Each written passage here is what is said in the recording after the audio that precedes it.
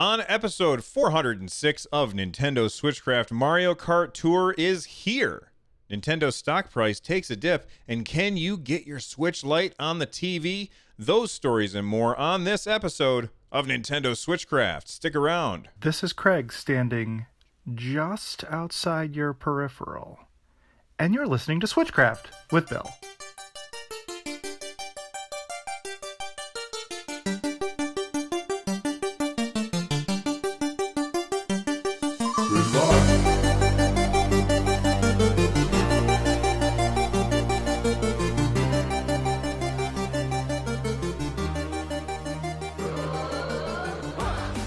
Switchcraft is brought to you live every Monday, Wednesday, Friday, and Saturday. If you want to tune in live with the rest of the awesome people that are here, then join us over at twitch.tv/runjumpstomp. This episode of Switchcraft is made possible by patrons like Ben T. Get Switchcraft and my other content ad-free for as little as $1 by joining the Patreon over at patreon.com/runjumpstomp.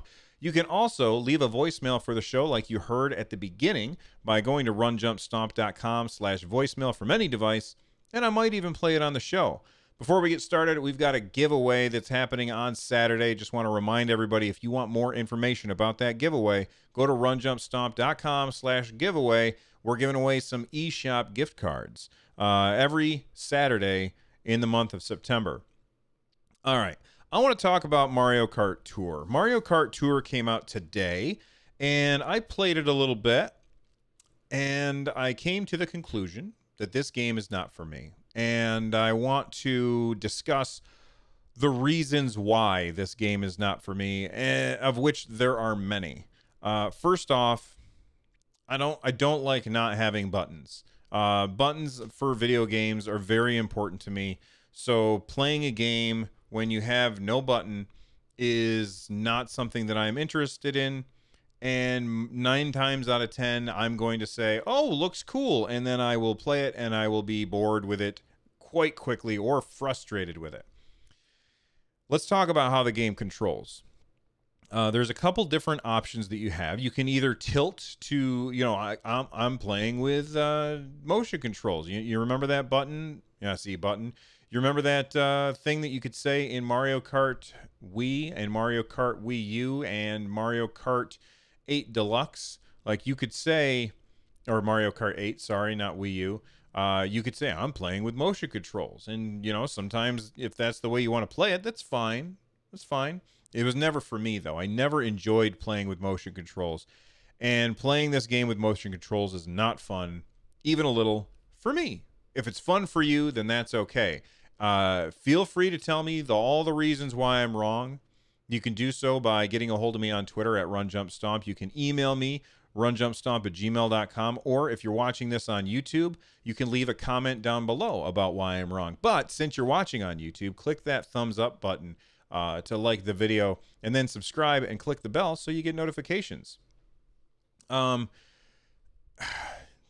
hate playing games like this with tilt controls. It's just not fun for me. Then you also have the ability to slide. You can do a power slide. Mario Kart games have been all about that power slide for a really long time now. You start to drift around corners, and then when you release, you get a huge speed boost, and it really adds a lot more skill to playing. And in order to slide around the corners, in order to drift, you are going to touch the screen and kind of move your thumb back and forth. And at first it seems pretty good, but then if you want to correct that, you have to take your thumb back off of the screen. And that is very, like, my brain has trouble I'm having trouble wrapping my brain around that concept of, in order to turn, I have to take my thumb off the screen for a moment. And that means I kept running into the walls and stuff. And sure, it's probably something that I could get used to over time.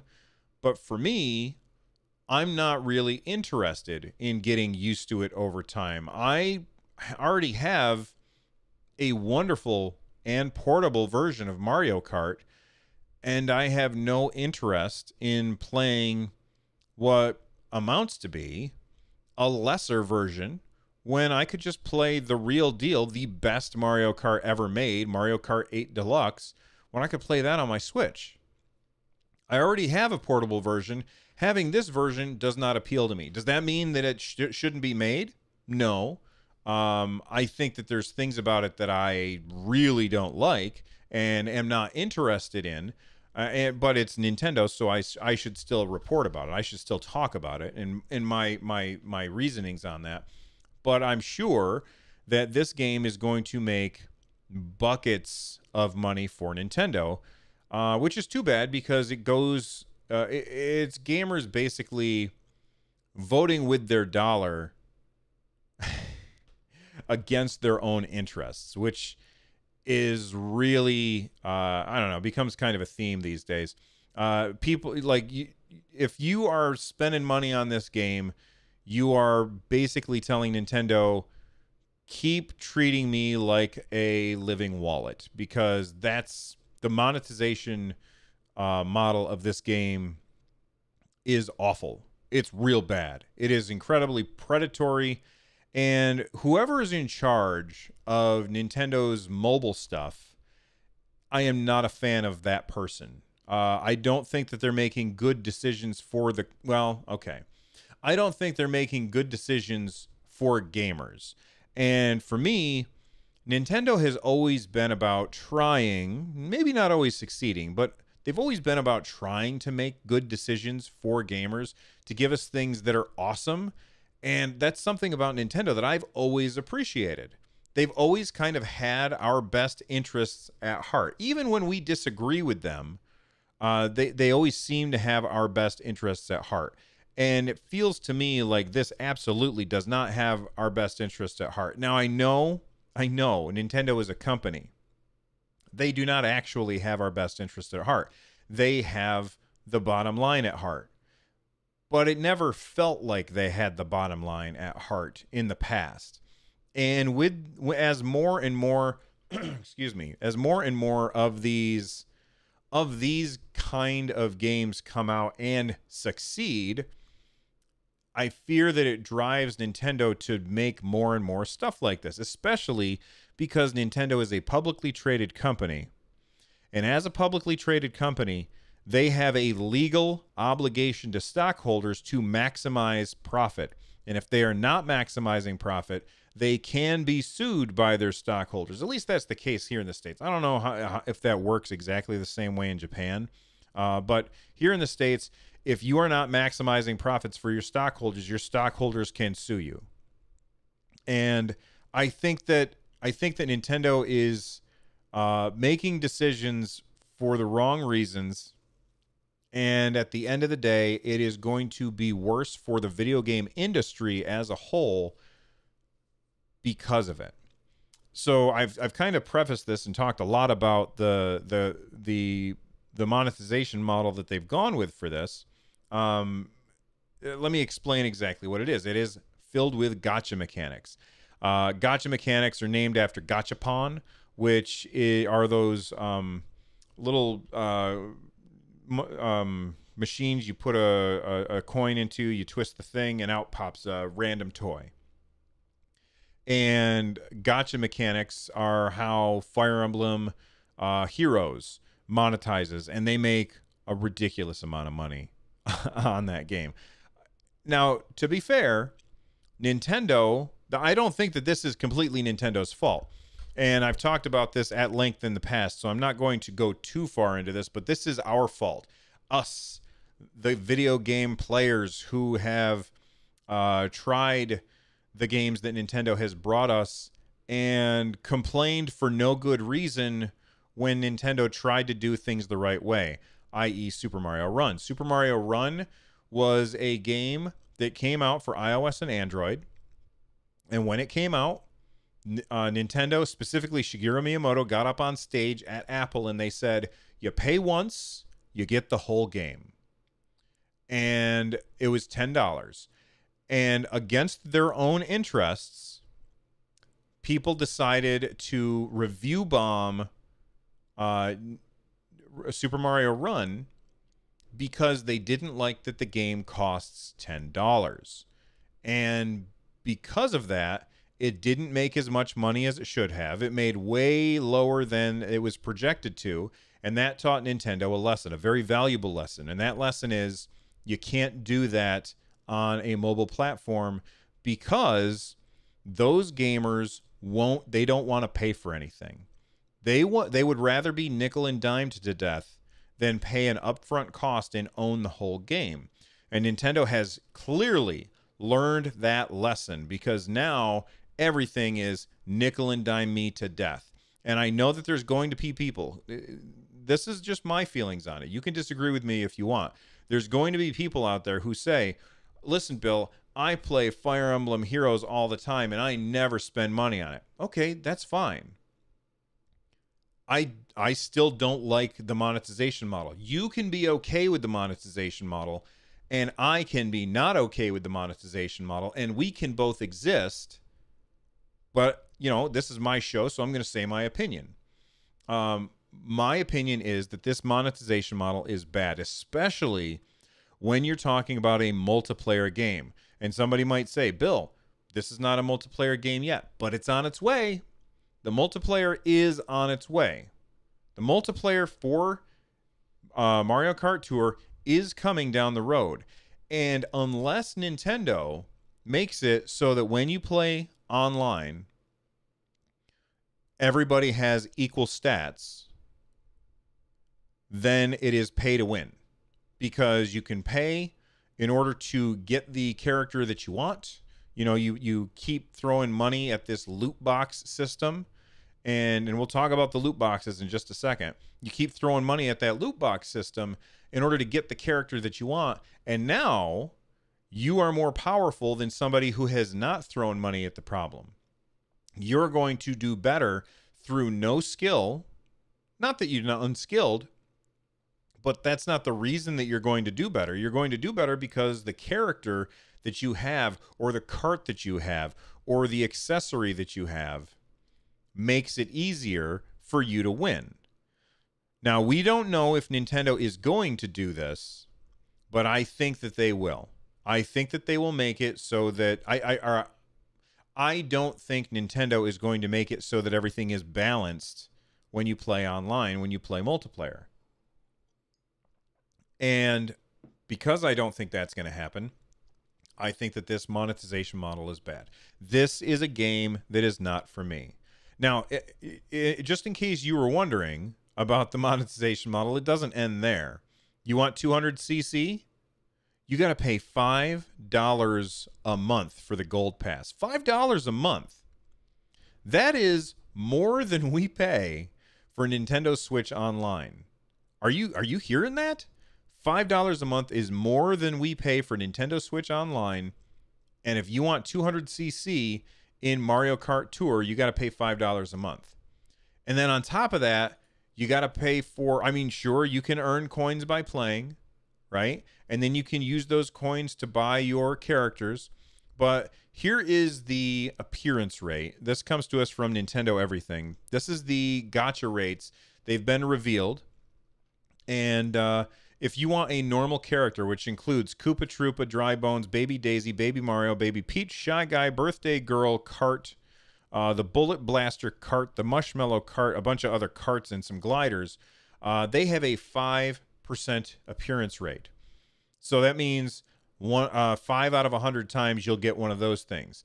If you want Super, this has a 1% appearance rate. That's Donkey Kong, Toad, Bowser, Mario, Peach, Yoshi, Daisy, Diddy Kong, Toadette, a bunch of carts, and gliders.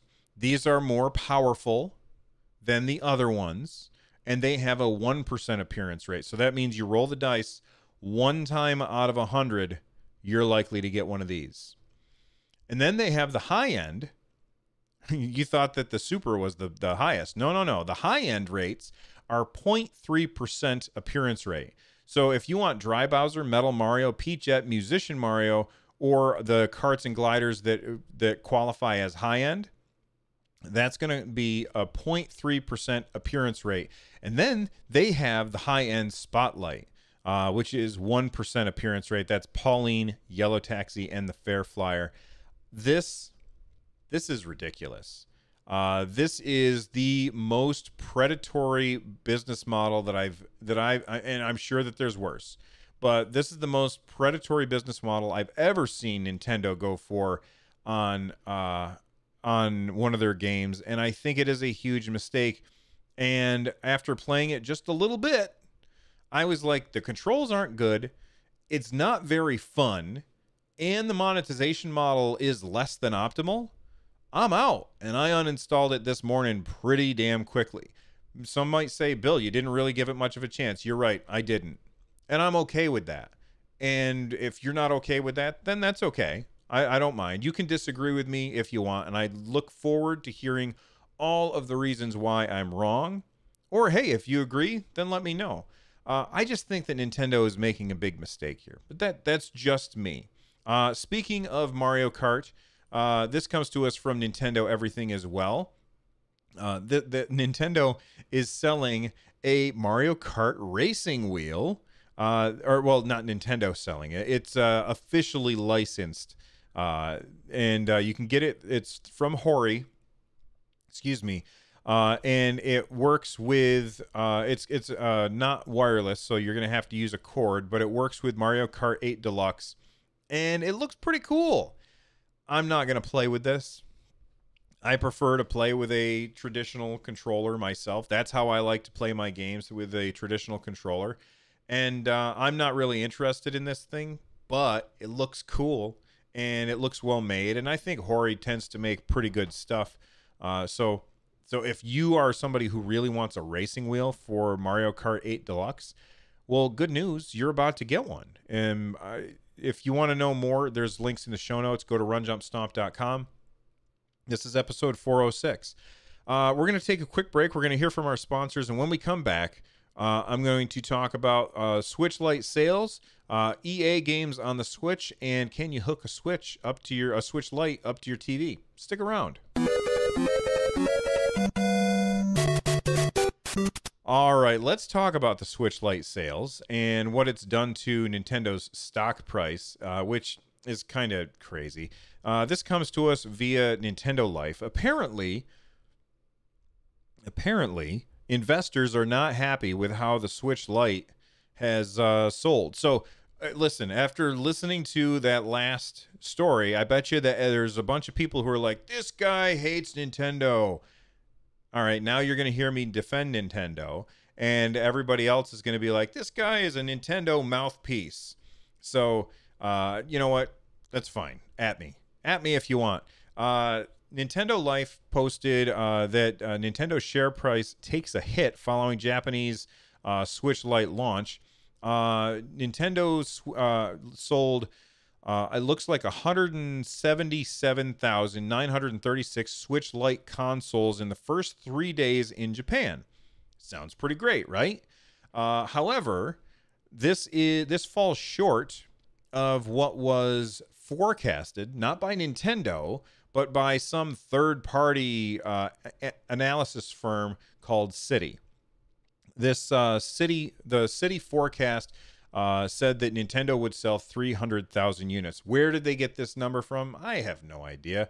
They probably they pulled one out of their ear, or maybe they did some complex math, and they said it's going to sell 300,000 units in Japan in the first 3 days. And instead, it sold 177. And of course, the stock market reacts to things like this.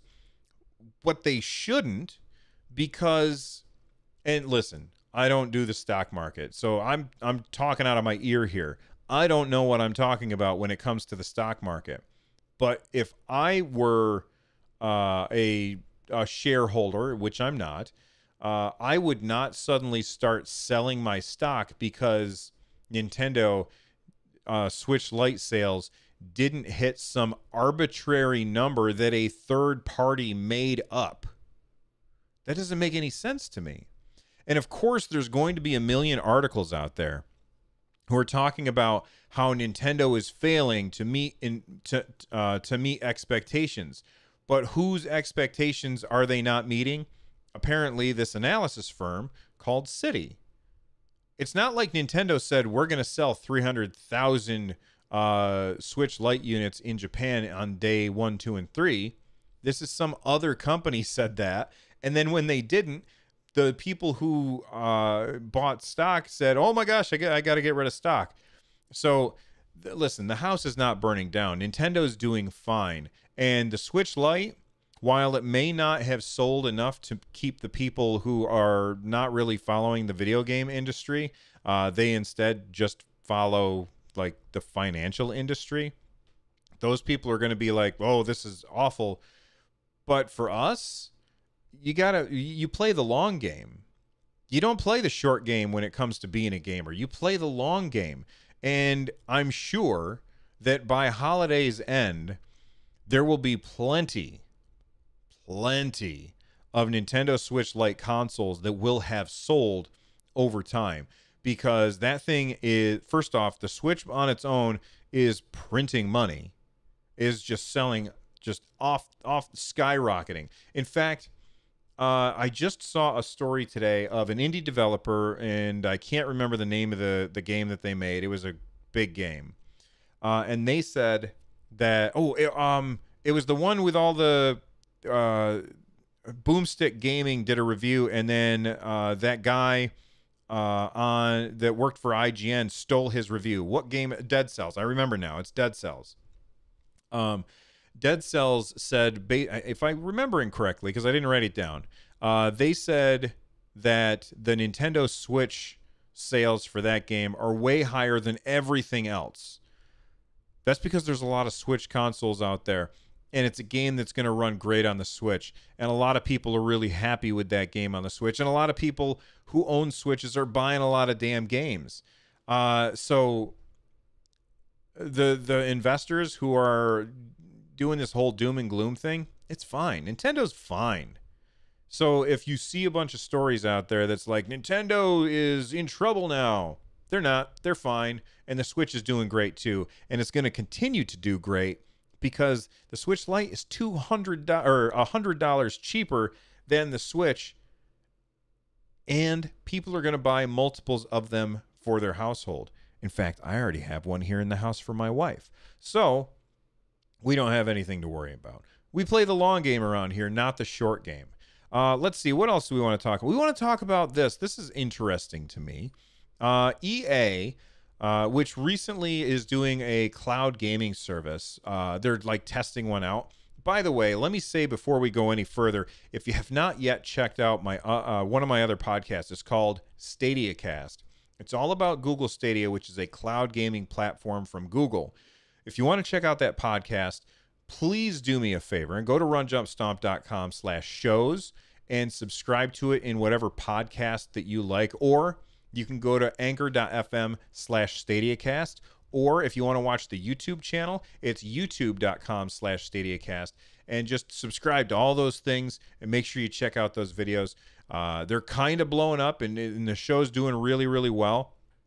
And it would be amazing and super helpful to me if everybody listening to this right now would just download the show onto your iPad, whether you listen to it or not. Just download it, because that means that more people are going to find out about it. The more people that download it, the more people find out about it. So even if you're not interested in Google Stadia, if you're like, I like Bill and want to help him out, that would help out. But speaking of cloud gaming, EA is doing this thing called Project Atlas. And it's kind of, sort of, a little bit a competitor to Google Stadia. I personally don't think it's a real competitor to Google Stadia. And if you want to know why, check out StadiaCast. But it's not really a competitor, in my opinion. And EA had this survey that they posted. And they said, which of the following platforms do you most want to play via the cloud? Please select up to 2 statements. And they said Mac, Smart TV, cable set-top box like Comcast or Verizon, smartphones, tablets, over-the-top streaming device like a Roku or Apple TV. I don't know why they called it it's called a set-top box, you weirdos. And then Nintendo Switch was a choice there. And the thing that all of these things have in common is these are all platforms that EA really doesn't want to put the work in to port their games to, because they're less powerful. they can't do what the other consoles can do. And so it's a big investment. Look, I'm the first one to crap on something that EA will do. I will say, "Oh, EA, you guys suck." And they kind of do. I'm not a fan of Electronic Arts, even a little, outside of Star Wars Battlefront 2, which I adore. And what's the other one that I like? The Battle Royale game. Oh my God, I can't remember. Apex Legends, I remembered it now. So Apex Legends, like those two games, I think are great, and EA kind of stayed out of their way. Although EA almost screwed up Star Wars Battlefront 2. That's a story for some other time and probably some other podcast. But anyway, EA, I'm not a fan of. And gosh, where the hell was I going with this? I lost my thoughts. I don't know where I was going with this. Anyway, let me talk about these devices. These are devices that EA doesn't want to port stuff to. Oh yeah, now I remember. EA doesn't want to port to this stuff because they're less powerful systems, and it's really hard for them to port to. And I understand that, especially because EA kind of wants to go with the Frostbite engine, which makes porting very difficult. It requires a lot of overhead in order to use that Frostbite engine, and sure, the Frostbite engine does make really, really pretty looking games, without a doubt. But it's also hard to port stuff to less powerful hardware because of that. However, if they make a streaming platform, then they could easily port their games to, say, the Nintendo Switch without having to worry about all the work. In fact, they would be able to stream their games to the Mac, the smart TV, the set-top boxes, the phones, the tablets, the Rokus, the Apple TVs, and the Switch, all by only doing one port and making a thin client that would run on all of these other things. And I do think that that makes a lot of sense for EA specifically. Am I personally interested in most of EA's games? Probably not. But if Star Wars Battlefront 2 comes out to the Nintendo Switch and I can play it through this cloud gaming thing, and I might try it out. You never know. It's a great game. It really is. But I'm interested in what you all think. Are you interested in EA's cloud Project Atlas coming to the Nintendo Switch? Is that something that you care about? Let me know. All right. Let's finish up with one last story, and that is, can you get your Switch Lite on the TV? No, you can't. There's your short answer. All right. SpawnWave did a full-on tear. This guy is just nuts. If you don't subscribe to SpawnWave, you should. He makes really good content. But he's nuts. Like, he will buy something and then just rip it apart so you can see all the inside guts. And he knows his stuff. He knows about electronics and things like that. Like, all that stuff is beyond me. But he rips everything apart and then shows you all the inside, the guts of what's in there. And sure enough, he did so with the Switch Lite. And the Switch Lite is missing a key component, and it is some silicon that allows the Switch to output, to take its video signal and output it over USB-C. And the Switch Lite doesn't have that. The regular Switch does. The Switch Lite doesn't have that component. And so therefore, no matter what you do, you're not going to be seeing your Switch Lite on your TV unless you have like one of those old beefy TVs, and then you can go set your Switch on top. But I don't think that's what people are looking for. No, you can't.